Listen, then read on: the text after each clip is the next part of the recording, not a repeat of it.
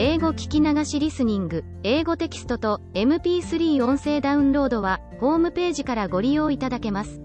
88thpp.com 88thpp.com From the Apennines to the Andes. Many years ago, a Genoese lad of 13, the son of a working man, went from Genoa to America all alone to seek his mother. His mother had gone 2 years before to Buenos Aires, a city, the capital of the Argentine Republic, to take service in a wealthy family, and to thus earn in a short time enough to place her family once more in easy circumstances, they having fallen, through various misfortunes, into poverty and debt. There are courageous women, not a few, who take this long voyage with this object in view, and who, thanks to the large wages which people in service receive there, return home at the end of a few years with several thousand lira.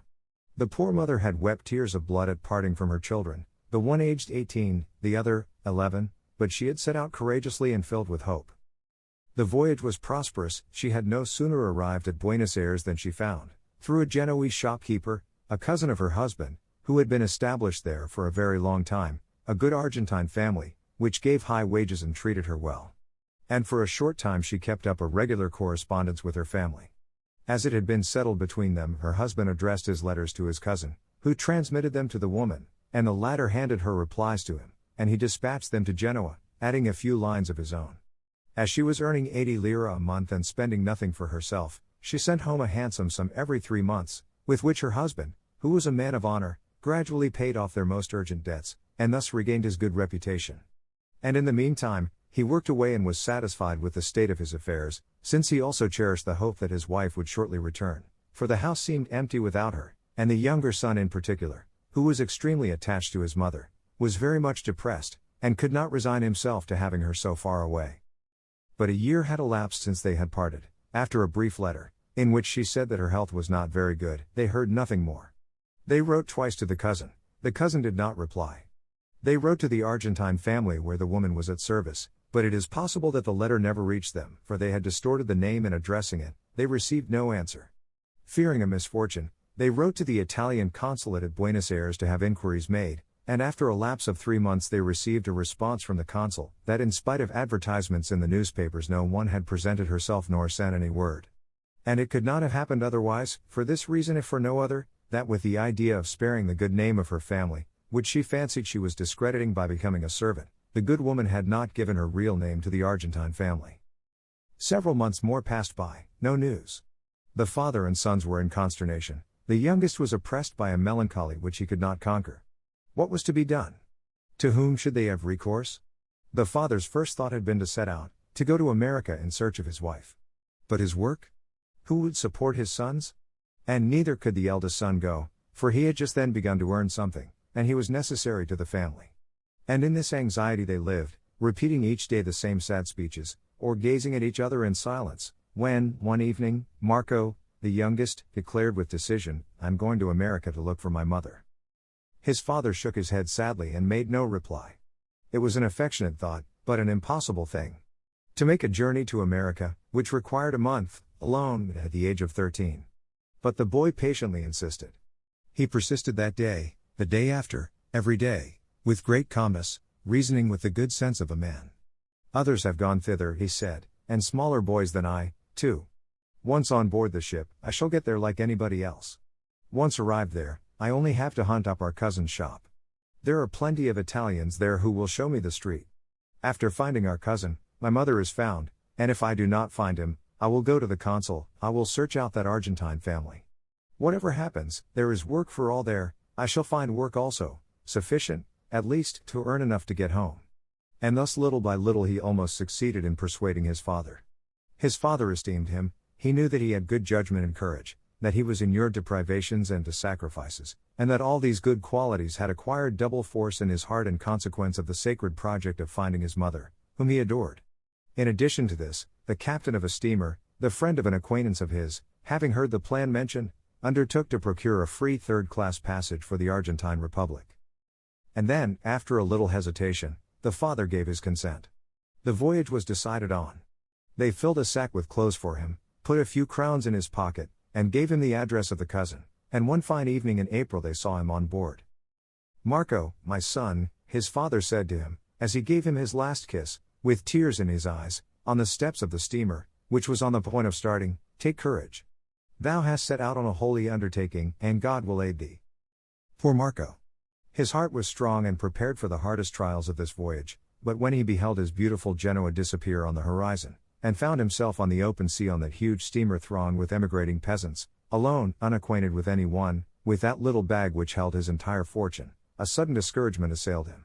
For 2 days he remained crouching like a dog on the bows, hardly eating, and oppressed with a great desire to weep.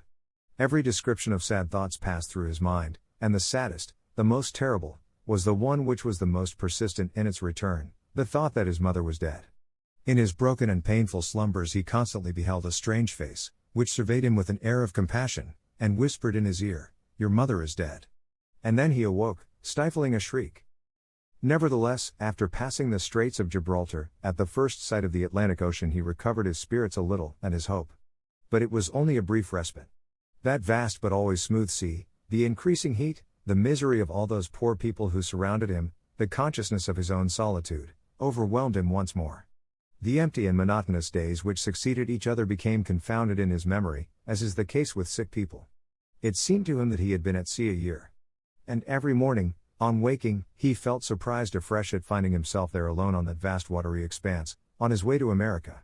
The beautiful flying fish which fell on deck every now and then, the marvelous sunsets of the tropics, with their enormous clouds colored like flame and blood, and those nocturnal phosphorescences which make the ocean seem all on fire like a sea of lava, did not produce on him the effect of real things, but of marvels beheld in a dream. There were days of bad weather, during which he remained constantly in the dormitory, where everything was rolling and crashing, in the midst of a terrible chorus of lamentations and imprecations, and he thought that his last hour had come. There were other days, when the sea was calm and yellowish, of insupportable heat, of infinite tediousness, interminable and wretched hours, during which the enervated passengers, stretched motionless on the planks, seemed all dead. And the voyage was endless, sea and sky, sky and sea, today the same as yesterday, tomorrow like today, and so on, always, eternally. And for long hours he stood leaning on the bulwarks, gazing at that interminable sea in amazement, thinking vaguely of his mother, until his eyes closed and his head was drooping with sleep, and then again he beheld that unknown face which gazed upon him with an air of compassion, and repeated in his ear, "Your mother is dead." And at the sound of that voice he awoke with a start, to resume his dreaming with wide open eyes, and to gaze at the unchanging horizon. The voyage lasted 27 days. But the last days were the best. The weather was fine, and the air cool. He had made the acquaintance of a good old man, a Lombard, who was going to America to find his son, an agriculturist in the vicinity of the town of Rosario. He had told him his whole story, and the old man kept repeating every little while, as he tapped him on the nape of the neck with his hand, "Courage, my lad, you will find your mother well and happy." This companionship comforted him. His sad presentiments were turned into joyous ones. Seated on the bow, beside the aged peasant, who was smoking his pipe, beneath the beautiful starry heaven, in the midst of a group of singing peasants, he imagined to himself in his own mind 100 times his arrival at Buenos Aires. He saw himself in a certain street, he found the shop, he flew to his cousin. "How is my mother? Come, let us go at once. Let us go at once." They hurried on together, they ascended a staircase, a door opened. And here his mute soliloquy came to an end, his imagination was swallowed up in a feeling of inexpressible tenderness, which made him secretly pull forth the little medal that he wore on his neck, and murmur his prayers as he kissed it. On the 27th day after their departure they arrived. It was a beautiful, rosy May morning, when the steamer cast anchor in the immense river of the Plata, near the shore along which stretches the vast city of Buenos Aires, the capital of the Argentine Republic. This splendid weather seemed to him to be a good augury. He was beside himself with joy and impatience. His mother was only a few miles from him. In a few hours more he would have seen her. He was in America, in the New World, and he had had the daring to come alone. The whole of that extremely long voyage now seemed to him to have passed in an instant. It seemed to him that he had flown hither in a dream, and that he had that moment waked. And he was so happy, that he hardly experienced any surprise or distress when he felt in his pockets and found only one of the 2 little heaps into which he had divided his little treasure, in order to be the more sure of not losing the whole of it. He had been robbed, he had only a few lire left, but what mattered that to him, when he was near his mother? With his bag in his hand, he descended, in company with many other Italians, to the tugboat which carried him within a short distance of the shore, clambered down from the tug into a boat which bore the name of Andrea Doria, was landed on the wharf, saluted his old Lombard friend, and directed his course, in long strides, towards the city. On arriving at the entrance of the first street, he stopped a man who was passing by, and begged him to show him in what direction he should go in order to reach the street of Los Artes. He chanced to have stopped an Italian working man. The latter surveyed him with curiosity, and inquired if he knew how to read. The lad nodded, yes. Well, then, said the laborer, pointing to the street from which he had just emerged, keep straight on through there, reading the names of all the streets on the corners, you will end by finding the one you want. The boy thanked him, and turned into the street which opened before him. It was a straight and endless but narrow street, bordered by low white houses, which looked like so many little villas, filled with people, with carriages, with carts which made a deafening noise. Here and there floated enormous banners of various hues, with announcements as to the departure of steamers for strange cities inscribed upon them in large letters. At every little distance along the street, on the right and left, he perceived two other streets which ran straight away as far as he could see, also bordered by low white houses, filled with people and vehicles, and bounded at their extremity by the level line of the measureless plains of America, like the horizon at sea. The city seemed infinite to him. It seemed to him that he might wander for days or weeks, seeing other streets like these, on one hand and on the other, and that all America must be covered with them. He looked attentively at the names of the streets, strange names which cost him an effort to read. At every fresh street, he felt his heart beat, at the thought that it was the one he was in search of. He stared at all the women, with the thought that he might meet his mother. He caught sight of one in front of him who made his blood leap. He overtook her, she was a Negro. And accelerating his pace, he walked on and on. On arriving at the cross street, he read, and stood as though rooted to the sidewalk. It was the Street del Los Artes. He turned into it, and saw the number 117, his cousin's shop was number 175. He quickened his pace still more, and almost ran. At number 171 he had to pause to regain his breath. And he said to himself, "Oh my mother! My mother! It is really true that I shall see you in another moment." He ran on. He arrived at a little haberdasher's shop. This was it. He stepped up close to it. He saw a woman with gray hair and spectacles. "What do you want, a boy?" she asked him in Spanish. "Is not this," said the boy, making an effort to utter a sound, "the shop of Francesco Morelli?" "Francesco Morelli is dead," replied the woman in Italian. The boy felt as though he had received a blow on his breast. "When did he die?" "Eh? Quite a while ago," replied the woman. "Months ago. His affairs were in a bad state, and he ran away. They say he went to Bahia Blanca, very far from here. And he died just after he reached there. The shop is mine." The boy turned pale. Then he said quickly, "Morelli knew my mother who was at service with Signor Mequines. He alone could tell me where she is. I have come to America to find my mother. Morelli sent her our letters. I must find my mother." "Poor boy," said the woman, "I don't know. I can ask the boy in the courtyard. He knew the young man who did Morelli's errands. He may be able to tell us something." She went to the end of the shop and called the lad, who came instantly. "Tell me," asked the shopwoman, "do you remember whether Morelli's young man went occasionally to carry letters to a woman in service, in the house of the son of the country?" "To Signor Mequines," replied the lad. "Yes, Signora, sometimes he did. At the end of the Street del Los Artes." "Ah. Thanks, Signora," cried Marco. "Tell me the number, don't you know it? Send someone with me, come with me instantly, my boy, I have still a few soldi." And he said this with so much warmth, that without waiting for the woman to request him, the boy replied, "Come," and at once set out at a rapid pace. They proceeded almost at a run, without uttering a word, to the end of the extremely long street, made their way into the entrance of a little white house, and halted in front of a handsome iron gate, through which they could see a small yard, filled with vases of flowers. Marco gave a tug at the bell. A young lady made her appearance. "The Mequines family lives here, does it not?" demanded the lad anxiously. "They did live here," replied the young lady, pronouncing her Italian in Spanish fashion.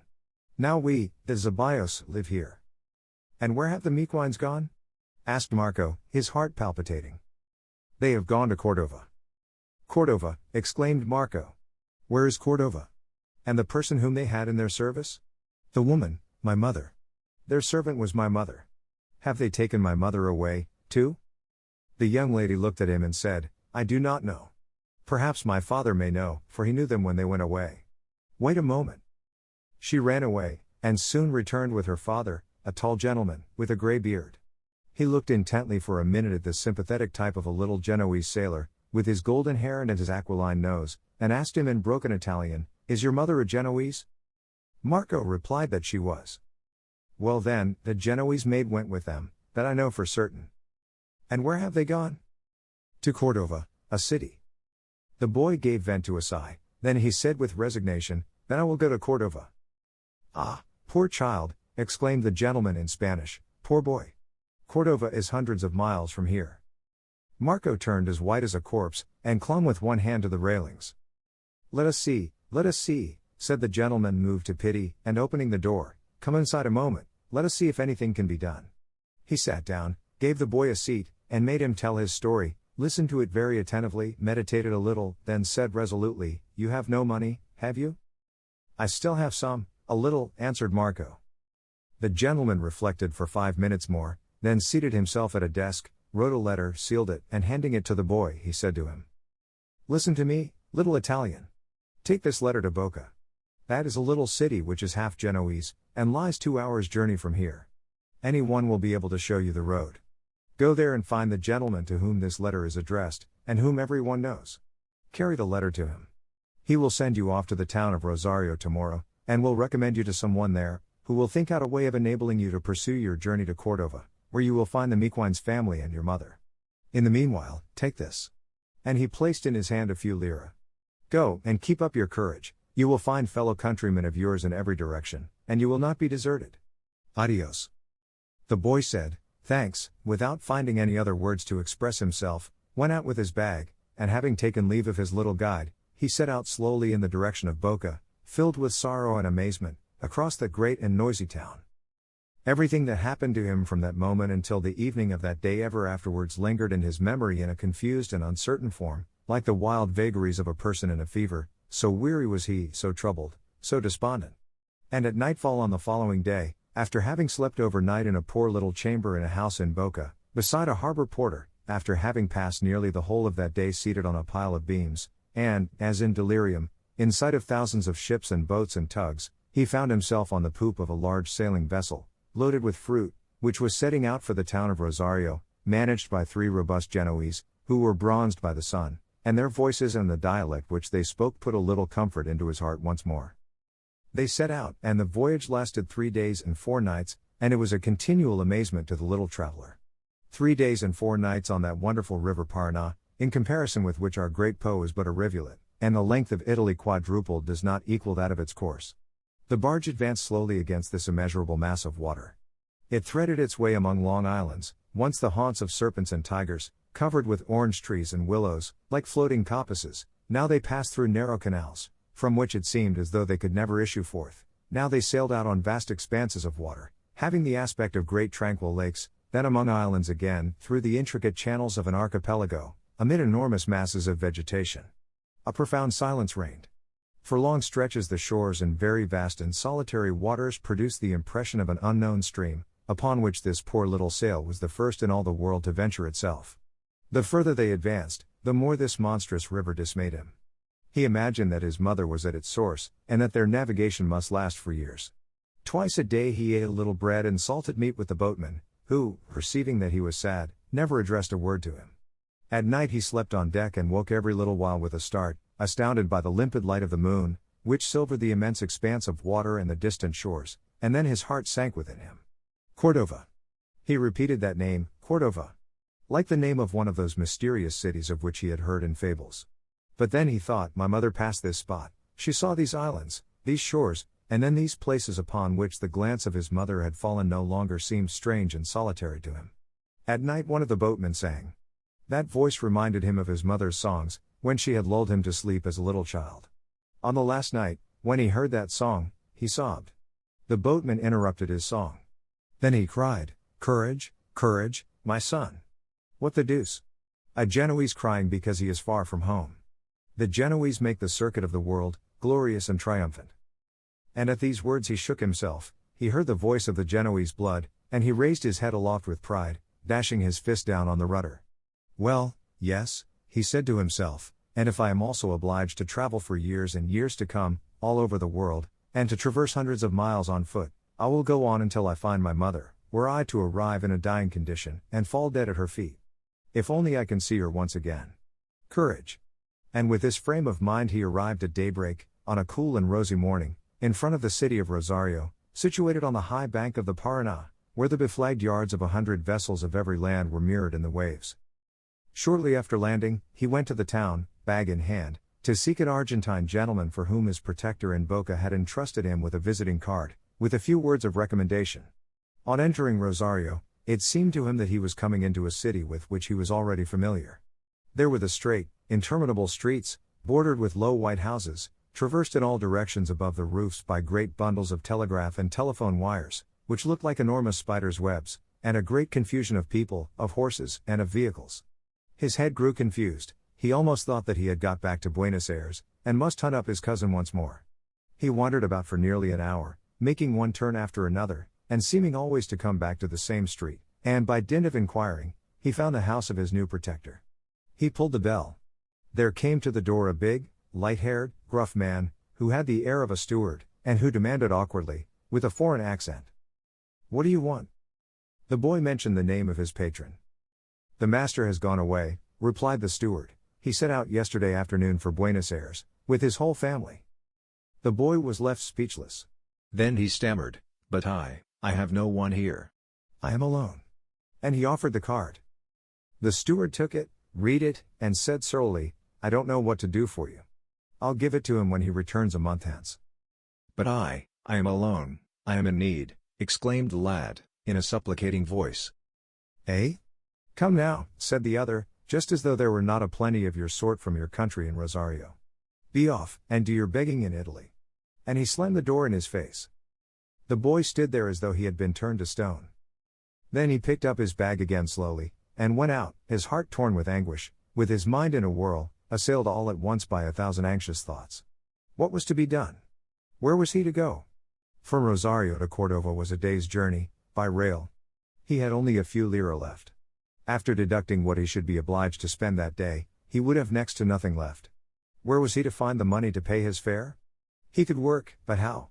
To whom should he apply for work? Ask alms? Ah, no.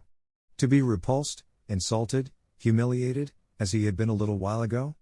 No, never, never more, rather would he die. And at this idea, and at the sight of the very long street which was lost in the distance of the boundless plain, he felt his courage desert him once more, flung his bag on the sidewalk, sat down with his back against the wall, and bent his head between his hands, in an attitude of despair. People jostled him with their feet as they passed, the vehicles filled the road with noise, several boys stopped to look at him. He remained thus for a while. Then he was startled by a voice saying to him in a mixture of Italian and Lombard dialect, "What is the matter, little boy?" He raised his face at these words, and instantly sprang to his feet, uttering an exclamation of wonder. "You hear?" It was the old Lombard peasant with whom he had struck up a friendship during the voyage. The amazement of the peasant was no less than his own, but the boy did not leave him time to question him, and he rapidly recounted the state of his affairs. "Now I am without a soldo. I must go to work. Find me work, that I may get together a few lira. I will do anything. I will carry rubbish, I will sweep the streets, I can run on errands, or even work in the country. I am content to live on black bread, but only let it be so that I may set out quickly, that I may find my mother once more. Do me this charity, and find me work, for the love of God, for I can do no more." "The deuce," said the peasant, looking about him, and scratching his chin. "What a story is this? To work. That is soon said. Let us look about a little. Is there no way of finding 30 lira among so many fellow countrymen?" The boy looked at him, consoled by a ray of hope. "Come with me," said the peasant. "Where?" asked the lad, gathering up his bag again.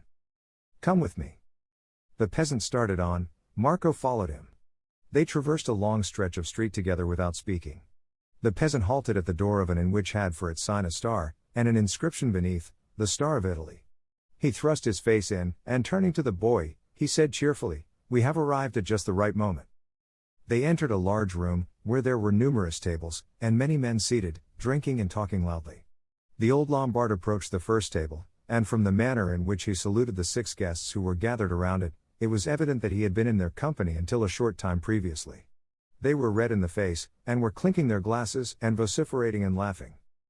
"Comrades," said the Lombard, without any preface, remaining on his feet, and presenting Marco, "here is a poor lad, our fellow countryman, who has come alone from Genoa to Buenos Aires to seek his mother. At Buenos Aires they told him, she is not here, she is in Cordova. He came in a bark to Rosario, 3 days and 3 nights on the way, with a couple of lines of recommendation. He presents the card, they make an ugly face at him, he hasn't a centesimo to bless himself with. He is here alone and in despair. He is a lad full of heart. Let us see a bit. Can't we find enough to pay for his ticket to go to Cordova in search of his mother? Are we to leave him here like a dog? Never in the world, by heavens. That shall never be said." They all shouted at once, hammering on the table with their fists. "A fellow countryman of ours. Come hither, little fellow. We are emigrants. See what a handsome young rogue. Out with your coppers, comrades. Bravo. Come alone. He has daring. Drink a sup, patriota. We'll send you to your mother, never fear." And one pinched his cheek, another slapped him on the shoulder, a third relieved him of his bag, other emigrants rose from the neighboring tables and gathered about. The boy's story made the round of the inn, 3 Argentine guests hurried in from the adjoining room, and in less than 10 minutes the Lombard peasant, who was passing round the hat, had collected 42 lire. "Do you see," he then said, turning to the boy, "how fast things are done in America?" "Drink," cried another to him, offering him a glass of wine, "to the health of your mother." All raised their glasses, and Marco repeated, "To the health of my," but a sob of joy choked him, and, setting the glass on the table, he flung himself on the old man's neck. At daybreak on the following morning he set out for Cordova, ardent and smiling, filled with presentiments of happiness. But there is no cheerfulness that rules for long in the face of certain sinister aspects of nature.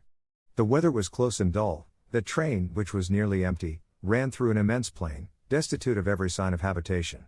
He found himself alone in a very long car, which resembled those on trains for the wounded.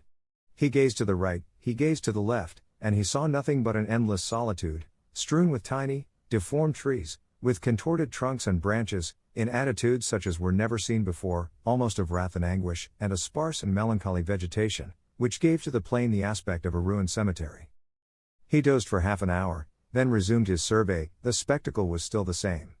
The railway stations were deserted, like the dwellings of hermits, and when the train stopped, not a sound was heard. It seemed to him that he was alone in a lost train, abandoned in the middle of a desert. It seemed to him as though each station must be the last, and that he should then enter the mysterious regions of the savages. An icy breeze nipped his face.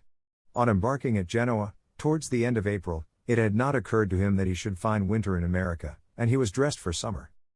After several hours of this he began to suffer from cold, and in connection with the cold, from the fatigue of the days he had recently passed through, filled as they had been with violent emotions, and from sleepless and harassing nights. He fell asleep, slept a long time, and awoke benumbed. He felt ill. Then a vague terror of falling ill, of dying on the journey, seized upon him, a fear of being thrown out there, in the middle of that desolate prairie, where his body would be torn in pieces by dogs and birds of prey, like the corpses of horses and cows which he had caught sight of every now and then beside the track, and from which he had turned aside his eyes in disgust. In this state of anxious illness, in the midst of the dark silence of nature, his imagination grew excited, and looked on the dark side of things. Was he quite sure, after all, that he should find his mother at Cordova? And what if she had not gone there? What if that gentleman in the Via del Los Artes had made a mistake? And what if she were dead? Thus meditating, he fell asleep again, and dreamed that he was in Cordova, and it was night, and that he heard cries from all the doors and all the windows, "She is not here! She is not here! She is not here!" This roused him with a start, in terror, and he saw at the other end of the car 3 bearded men enveloped in shawls of various colors who were staring at him and talking together in a low tone, and the suspicion flashed across him that they were assassins, and that they wanted to kill him for the sake of stealing his bag. Fear was added to his consciousness of illness and to the cold. His fancy, already perturbed, became distorted. The 3 men kept on staring at him. One of them moved towards him, then his reason wandered, and rushing towards him with arms wide open, he shrieked, "I have nothing, I am a poor boy, I have come from Italy, I am in quest of my mother, I am alone, do not do me any harm." They instantly understood the situation, they took compassion on him, caressed and soothed him, speaking to him many words which he did not hear nor comprehend, and perceiving that his teeth were chattering with cold, they wrapped one of their shawls around him, and made him sit down again, so that he might go to sleep. And he did fall asleep once more, when the twilight was descending. When they aroused him, he was at Cordova. Ah, what a deep breath he drew, and with what impetuosity he flew from the car. He inquired of one of the station employees where the house of the engineer Mequines was situated. The latter mentioned the name of a church. It stood beside the church. The boy hastened away. It was night. He entered the city, and it seemed to him that he was entering Rosario once more, that he again beheld those straight streets, flanked with little white houses, and intersected by other very long and straight streets. But there were very few people, and under the light of the rare street lanterns, he encountered strange faces of a hue unknown to him, between black and greenish, and raising his head from time to time, he beheld churches of bizarre architecture which were outlined black and vast against the sky. The city was dark and silent, but after having traversed that immense desert, it appeared lively to him. He inquired his way of a priest, speedily found the church and the house, pulled the bell with one trembling hand, and pressed the other on his breast to repress the beating of his heart, which was leaping into his throat. An old woman, with a light in her hand, opened the door. The boy could not speak at once. "Whom do you want?" demanded the dame in Spanish. "The engineer Mequines," replied Marco. The old woman made a motion to cross her arms on her breast, and replied, with a shake of the head, "So you, too, have dealings with the engineer Mequines. It strikes me that it is time to stop this. We have been worried for the last 3 months. It is not enough that the newspapers have said it. We shall have to have it printed on the corner of the street, that Signor Mequines has gone to live at Tucumán." The boy gave way to a gesture of despair. Then he gave way to an outburst of passion. "So there is a curse upon me. I am doomed to die on the road, without having found my mother. I shall go mad. I shall kill myself. My God! What is the name of that country? Where is it? At what distance is it situated?" "Poor boy," replied the old woman, moved to pity. "A mere trifle. We are 400 or 500 miles from there, at least." The boy covered his face with his hands, then he asked with a sob, "And now what am I to do? What am I to say to you, my poor child?" Responded the dame, "I don't know." But suddenly an idea struck her, and she added hastily, "Listen, now that I think of it. There is one thing that you can do. Go down this street, to the right, and at the third house you will find a courtyard. There is a capataz, a trader, who is setting out tomorrow for Tucumán, with his wagons and his oxen. Go and see if he will take you, and offer him your services. Perhaps he will give you a place on his wagons. Go at once." The lad grasped his bag, thanked her as he ran, and 2 minutes later found himself in a vast courtyard, lighted by lanterns, where a number of men were engaged in loading sacks of grain on certain enormous carts which resembled the movable houses of mountebanks, with rounded tops and very tall wheels, and a tall man with mustaches, enveloped in a sort of mantle of black and white check and with big boots, was directing the work.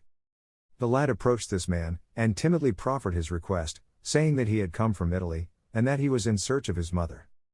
The capataz, which signifies the head conductor of this convoy of wagons, surveyed him from head to foot with a keen glance, and replied dryly, "I have no place." "I have 15 lira, answered the boy in a supplicating tone. "I will give you my 15 lira. I will work on the journey, I will fetch the water and fodder for the animals, I will perform all sorts of services. A little bread will suffice for me. Make a little place for me, Signor." The capataz looked him over again, and replied with a better grace, "There is no room, and then, we are not going to Tucumán, we are going to another town, Santiago del Toro. We shall have to leave you at a certain point, and you will still have a long way to go on foot." "Ah, I will make twice as long a journey," exclaimed Marco. "I can walk, do not worry about that. I shall get there by some means or other. Make a little room for me, Signor, out of charity. For pity's sake, do not leave me here alone. Beware, it is a journey of 20 days. It matters nothing to me. It is a hard journey. I will endure everything. You will have to travel alone. I fear nothing, if I can only find my mother. Have compassion." The capataz drew his face close to a lantern and scrutinized him. Then he said, "Very well." The lad kissed his hand. "You shall sleep in one of the wagons tonight," added the capataz, as he quitted him. "Tomorrow morning, at 4 o'clock, I will wake you. Good night." At 4 o'clock in the morning, by the light of the stars, the long string of wagons was set in motion with a great noise. Each cart was drawn by 6 oxen, and all were followed by a great number of spare animals for a change. The boy, who had been awakened and placed in one of the carts, on the sacks, instantly fell again into a deep sleep.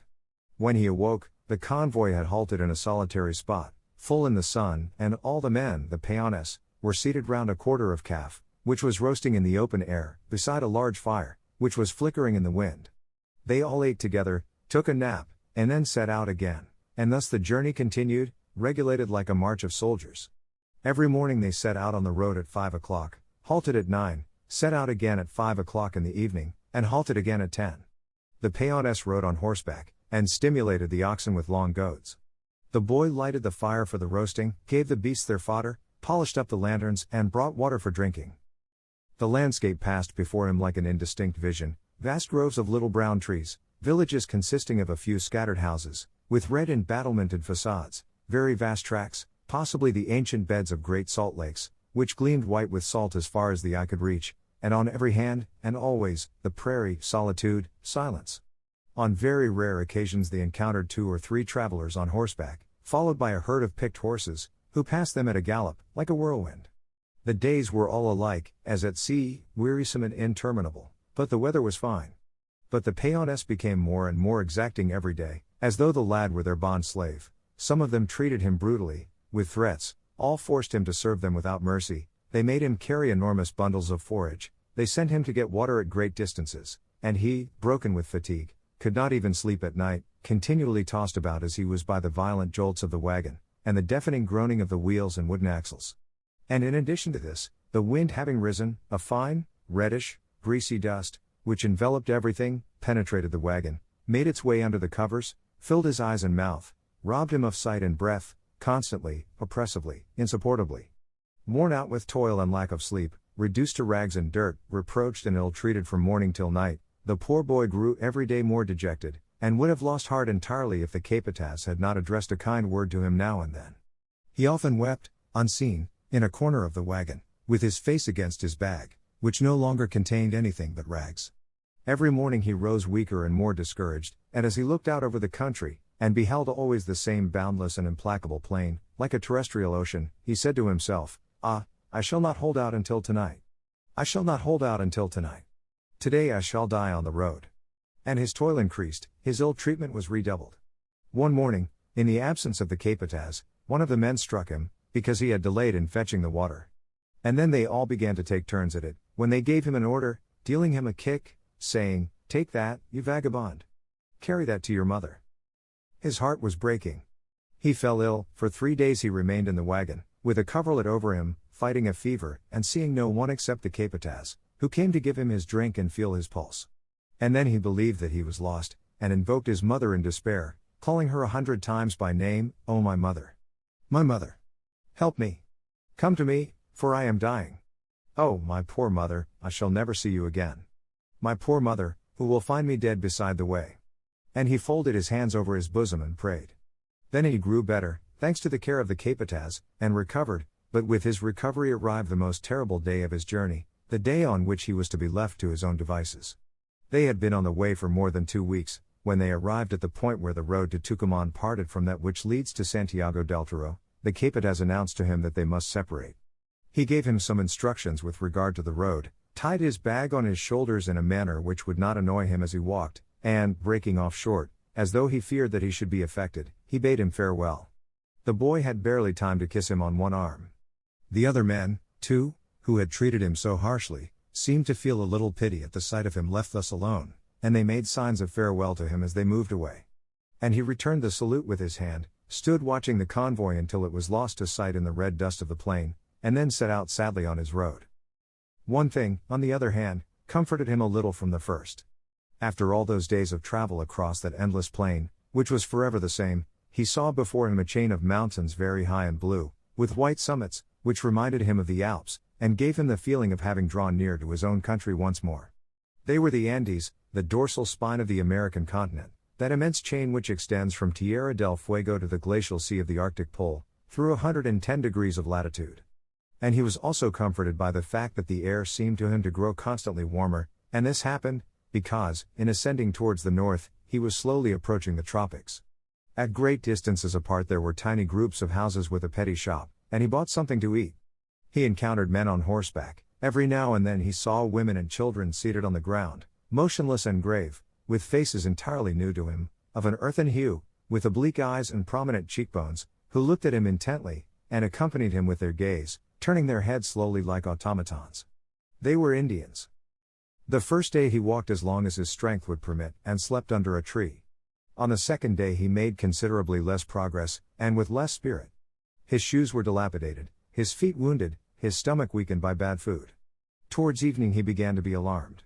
He had heard, in Italy, that in this land there were serpents. He fancied that he heard them crawling. He halted, then set out on a run, and with cold chills in all his bones. At times he was seized with a profound pity for himself, and he wept silently as he walked. Then he thought, "Oh, how much my mother would suffer if she knew that I am afraid." And this thought restored his courage. Then, in order to distract his thoughts from fear, he meditated much of her. He recalled to mind her words when she had set out from Genoa, and the movement with which she had arranged the coverlet beneath his chin when he was in bed, and when he was a baby, for every time that she took him in her arms, she said to him, "Stay here a little while with me," and thus she remained for a long time, with her head resting on his, thinking. And he said to himself, "Shall I see thee again, dear mother?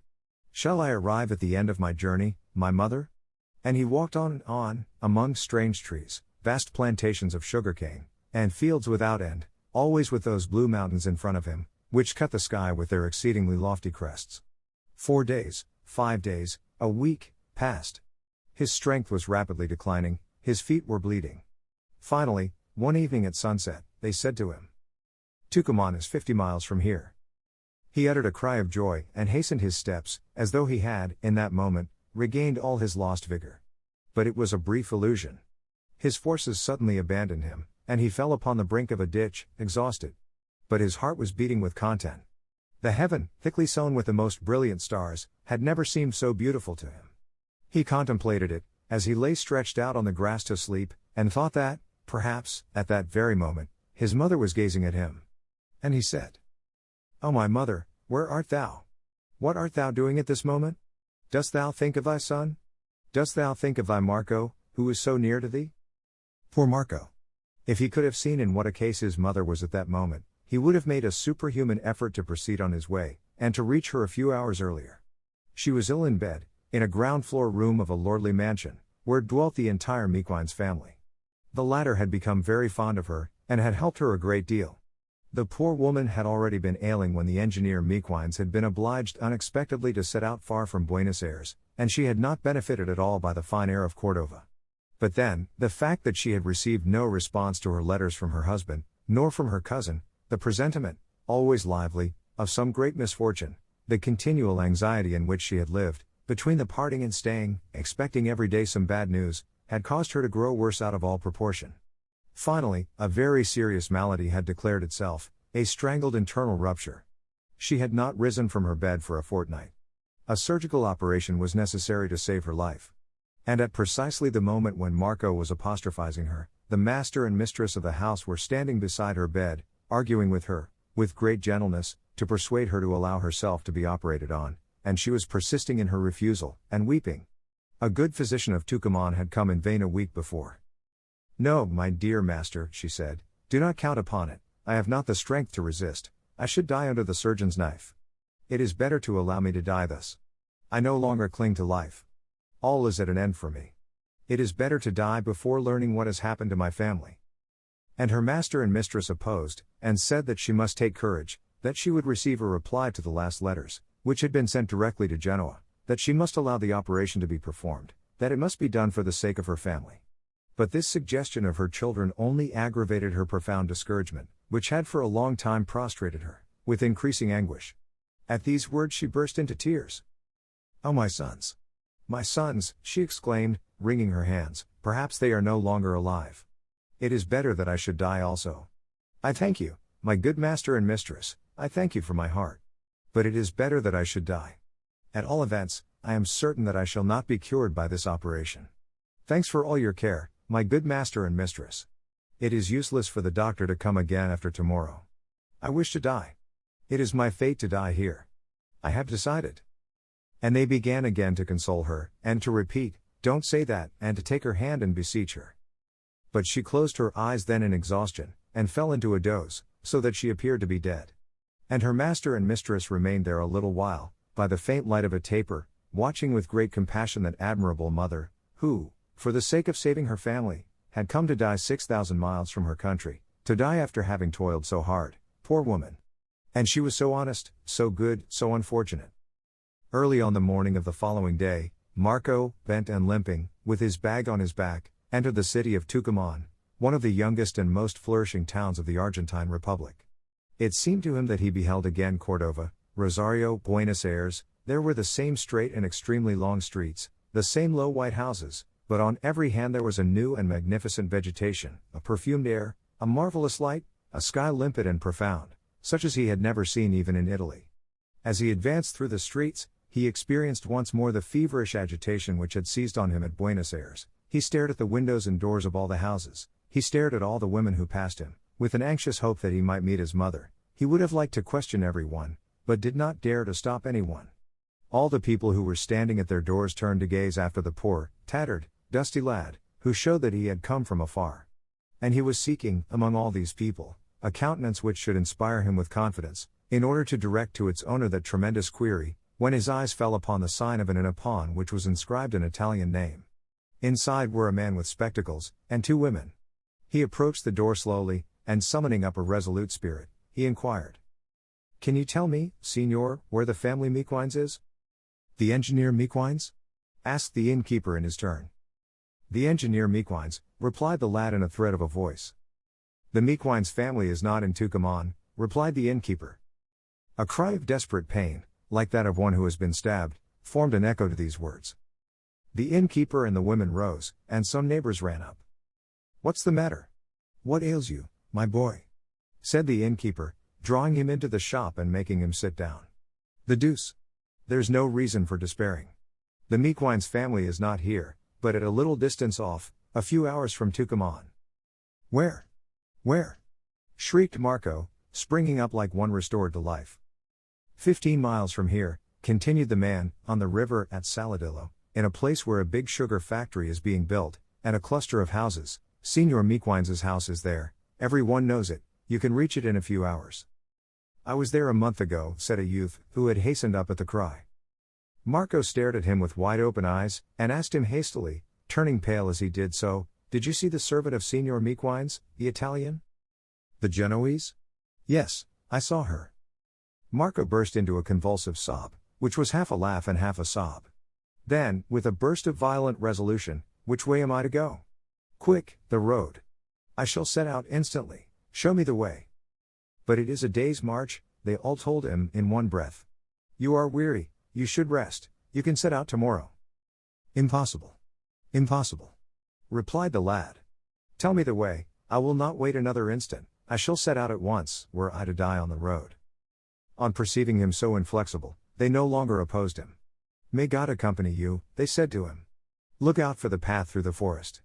A fair journey to you, little Italian." A man accompanied him outside of the town, pointed out to him the road, gave him some counsel, and stood still to watch him start. At the expiration of a few minutes, the lad disappeared, limping, with his bag on his shoulders, behind the thick trees which lined the road. That night was a dreadful one for the poor sick woman. She suffered atrocious pain, which wrung from her shrieks that were enough to burst her veins, and rendered her delirious at times. The women waited on her. She lost her head. Her mistress ran in, from time to time, in a fright. All began to fear that, even if she had decided to allow herself to be operated on, the doctor, who was not to come until the next day, would have arrived too late. During the moments when she was not raving, however, it was evident that her most terrible torture arose not from her bodily pains, but from the thought of her distant family. Emaciated, wasted away, with changed visage, she thrust her hands through her hair, with a gesture of desperation, and shrieked. "My God! My God! To die so far away, to die without seeing them again. My poor children, who will be left without a mother, my poor little creatures, my poor darlings. My Marco, who is still so small. Only as tall as this, and so good and affectionate. You do not know what a boy he was. If you only knew, Signora. I could not detach him from my neck when I set out." He sobbed in a way to move your pity. He sobbed, it seemed as though he knew that he would never behold his poor mother again. "Poor Marco, my poor baby. I thought that my heart would break. Ah, if I had only died then, died while they were bidding me farewell. If I had but dropped dead. Without a mother, my poor child, he who loved me so dearly, who needed me so much. Without a mother, in misery, he will be forced to beg. He, Marco, my Marco, will stretch out his hand, famishing. Oh eternal God! No. I will not die. The doctor. Call him at once. I let him come, let him cut me, let him cleave my breast, let him drive me mad, but let him save my life. I want to recover, I want to live, to depart, to flee, tomorrow, at once. The doctor. Help! Help! And the women seized her hands and soothed her, and made her calm herself little by little, and spoke to her of God and of hope. And then she fell back again into a mortal dejection, wept with her hands clutched in her grey hair, moaned like an infant, uttering a prolonged lament, and murmuring from time to time, "Oh my Genoa! My house! All that sea! Oh my Marco, my poor Marco! Where's he now, my poor darling?" It was midnight, and her poor Marco, after having passed many hours on the brink of a ditch, his strength exhausted, was then walking through a forest of gigantic trees, monsters of vegetation, huge boles like the pillars of a cathedral, which interlaced their enormous crests, silvered by the moon, at a wonderful height. Vaguely, amid the half-gloom, he caught glimpses of myriads of trunks of all forms, upright, inclined, contorted, crossed in strange postures of menace and of conflict, some overthrown on the earth, like towers which had fallen bodily, and covered with a dense and confused mass of vegetation, which seemed like a furious throng, disputing the ground span by span, others collected in great groups, vertical and serrated, like trophies of titanic lances, whose tips touched the clouds, a superb grandeur, a prodigious disorder of colossal forms, the most majestically terrible spectacle which vegetable nature ever presented. At times he was overwhelmed by a great stupor. But his mind instantly took flight again towards his mother. He was worn out, with bleeding feet, alone in the middle of this formidable forest, where it was only at long intervals that he saw tiny human habitations, which at the foot of these trees seemed like the anthills, or some buffalo asleep beside the road. He was exhausted, but he was not conscious of his exhaustion. He was alone, and he felt no fear. The grandeur of the forest rendered his soul grand, his nearness to his mother gave him the strength and the hardihood of a man, the memory of the ocean, of the alarms and the sufferings which he had undergone and vanquished, of the toil which he had endured, of the iron constancy which he had displayed, caused him to uplift his brow. All his strong and noble Genoese blood flowed back to his heart in an ardent tide of joy and audacity.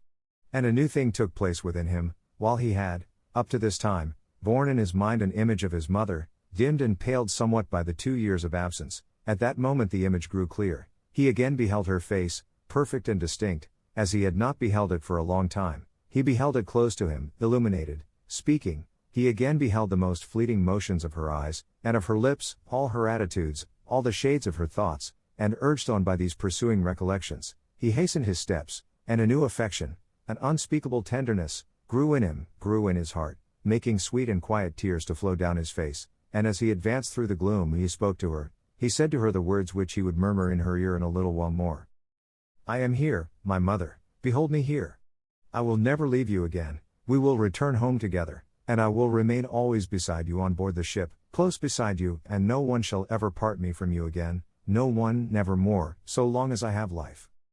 And in the meantime he did not observe how the silvery light of the moon was dying away on the summits of the gigantic trees in the delicate whiteness of the dawn.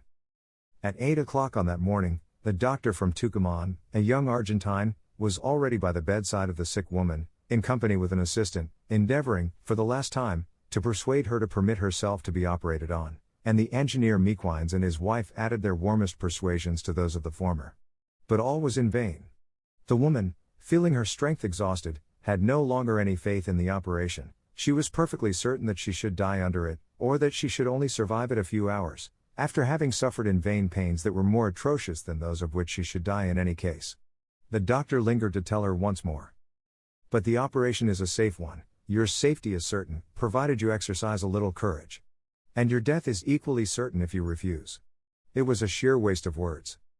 "No," she replied in a faint voice, "I still have courage to die, but I no longer have any to suffer uselessly. Leave me to die in peace."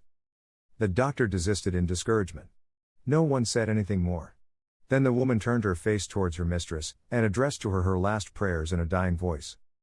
"Dear, good Signora," she said with a great effort, sobbing, "you will send this little money and my poor effects to my family, through the consul. I hope that they may all be alive. My heart presages well in these, my last moments. You will do me the favor to write, that I have always thought of them, that I have always toiled for them, for my children, that my sole grief was not to see them once more, but that I died courageously, with resignation, blessing them, and that I recommend to my husband, and to my elder son, the youngest, my poor Marco, that I bore him in my heart until the last moment. And suddenly she became excited, and shrieked, as she clasped her hands, my Marco, my baby, my life. But on casting her tearful eyes round her, she perceived that her mistress was no longer there. She had been secretly called away. She sought her master. He had disappeared. No one remained with her except the 2 nurses and the assistant. She heard in the adjoining room the sound of hurried footsteps, a murmur of hasty and subdued voices, and repressed exclamations. The sick woman fixed her glazing eyes on the door, in expectation. At the end of a few minutes she saw the doctor appear with an unusual expression on his face, then her mistress and master, with their countenances also altered. All 3 gazed at her with a singular expression, and exchanged a few words in a low tone. She fancied that the doctor said to her mistress, "Better let it be at once." She did not understand. "Josefa," said her mistress to the sick woman, in a trembling voice, "I have some good news for you. Prepare your heart for good news." The woman observed her intently. "News," pursued the lady, with increasing agitation, "which will give you great joy." The sick woman's eyes dilated. "Prepare yourself," continued her mistress, "to see a person, of whom you are very fond." The woman raised her head with a vigorous movement, and began to gaze in rapid succession, first at the lady and then at the door, with flashing eyes. "A person," added the lady, turning pale, "who has just arrived, unexpectedly." "Who is it?" shrieked the woman, with a strange and choked voice, like that of a person in terror. An instant later she gave vent to a shrill scream, sprang into a sitting posture in her bed, and remained motionless, with starting eyes, and her hands pressed to her temples, as in the presence of a supernatural apparition. Marco, tattered and dusty, stood there on the threshold, held back by the doctor's hand on one arm. The woman uttered 3 shrieks, "God! God! My God!" Marco rushed forward. She stretched out to him her fleshless arms, and straining him to her heart with the strength of a tiger, she burst into a violent laugh, broken by deep, tearless sobs, which caused her to fall back suffocating on her pillow. But she speedily recovered herself, and mad with joy she shrieked as she covered his head with kisses, "How do you come here? Why? Is it you? How you have grown! Who brought you? Are you alone? You are not ill? It is you, Marco. It is not a dream. My God! Speak to me." Then she suddenly changed her tone, "No. Be silent. Wait." And turning to the doctor, she said with precipitation, "Quick, doctor. This instant. I want to get well. I am ready. Do not lose a moment. Take Marco away, so that he may not hear. Marco, my love, it is nothing. I will tell you about it. One more kiss. Go. Here I am, doctor." Marco was taken away. The master, mistress, and women retired in haste. The surgeon and his assistant remained behind, and closed the door. Signor Mequines attempted to lead Marco to a distant room, but it was impossible. He seemed rooted to the pavement. "What is it?" he asked. "What is the matter with my mother? What are they doing to her?" And then Mequines said softly, still trying to draw him away, "Here. Listen to me. I will tell you now. Your mother is ill. She must undergo a little operation. I will explain it all to you. Come with me." "No," replied the lad, resisting. "I want to stay here." "Explain it to me here." The engineer heaped words on words. As he drew him away, the boy began to grow terrified and to tremble. Suddenly an acute cry, like that of one wounded to the death, rang through the whole house. The boy responded with another desperate shriek, "My mother is dead." The doctor appeared on the threshold and said, "Your mother is saved."